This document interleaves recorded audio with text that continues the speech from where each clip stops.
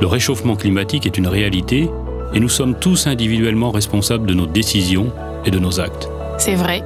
Aujourd'hui, le secteur du transport routier génère encore trop de gaz à effet de serre. Mais du coup, qu'est-ce qu'on fait, ou en tout cas, qu'est-ce qu'on peut faire?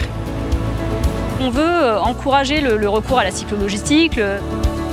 On parle de 90% de CO2 économisé. Ah oui, c'est sans appel.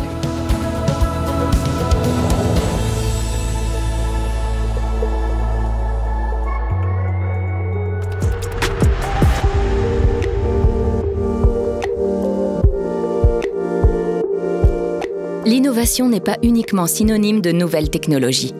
Innover, finalement, c'est peut-être aussi accepter de changer de point de vue. Et un camion qu'on ne construit pas, c'est autant de CO2 que l'on n'émet pas. Cela peut paraître contre-intuitif pour un constructeur de se réjouir de ne pas vendre un nouveau véhicule. Mais aujourd'hui, c'est l'offre tout entière qui évolue.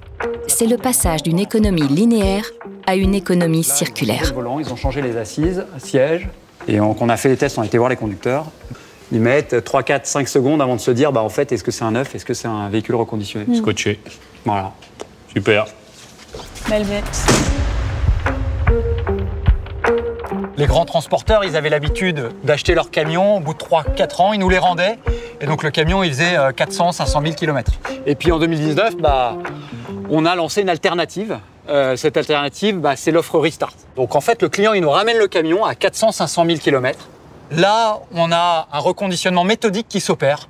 Et puis, c'est reparti pour une vie de 800 000, 900 000, 1 million de kilomètres chez le même client. En fait, le client, il repart avec un camion pratiquement neuf, avec de nouvelles prestations et de nouvelles performances. En fait, il va repartir avec la même sérénité qu'un véhicule neuf, puisque le camion, il bénéficie des mêmes services, il bénéficie de la même garantie constructeur. Et donc aujourd'hui, il y a combien de camions reconditionnés sur les routes? Aujourd'hui, il y a près de 1000 camions qui ont été reconditionnés selon le process Restart qui roule aujourd'hui. Et un camion reconditionné, c'est combien en termes d'économie? Un camion reconditionné, c'est de la matière qui n'a pas été engagée par rapport à un camion neuf. Donc c'est 6 tonnes et principalement de l'acier. C'est 7 tonnes de CO2 qui ont été économisées, c'est 180 mètres cubes d'eau. Et puis c'est bien sûr aussi de l'énergie qui n'a pas été engagée dans le process de fabrication. Prolonger la durée de vie des camions tout en alliant performance technique et qualité de service, c'est possible. Mais les nouveaux camions électriques, eux, comment vont-ils s'insérer dans cette économie circulaire? Bon, on reconditionne les camions, d'accord, mais qu'est-ce qu'on fait des batteries? Alors ça, c'est la question clé.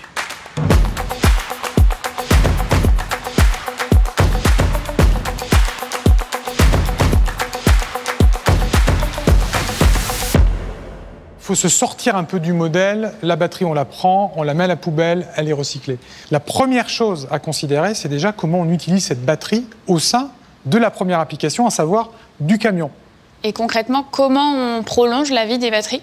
Concrètement, toutes nos batteries sont connectées, on sait ce qui se passe sur ces batteries, on sait comment le client utilise ces batteries et on est capable de donner des conseils pour qu'en fin de compte, ces batteries puissent avoir une durée de vie de 6 à 7 ans, voire même on peut même la pousser jusqu'à une dizaine d'années sur certaines applications.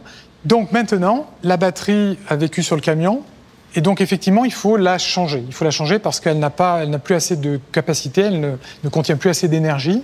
Et donc c'est à partir de là qu'on va parler de réutilisation dans d'autres types d'applications qui vont être des applications d'énergie stationnaire. La batterie qui n'est plus bonne pour les camions reste encore avec une capacité importante et donc va pouvoir être reconfigurée dans des conteneurs de batterie ou dans des bâtiments de batterie et qui vont donc servir à stocker de l'énergie. Et le besoin de stockage d'énergie est grandissant dans nos vies parce que non seulement on électrifie le transport, mais on électrifie aussi tout le reste et on souhaite aussi le réaliser avec des énergies vertes, par exemple, qui sont la plupart du temps des énergies intermittentes. Le soleil brille la journée, mais vous avez besoin de la lumière la nuit. Donc il y a besoin d'énergie de stockage tampon. Et alors comment on fait pour les recycler, ces batteries? Déjà, la première étape, c'est on va la décharger.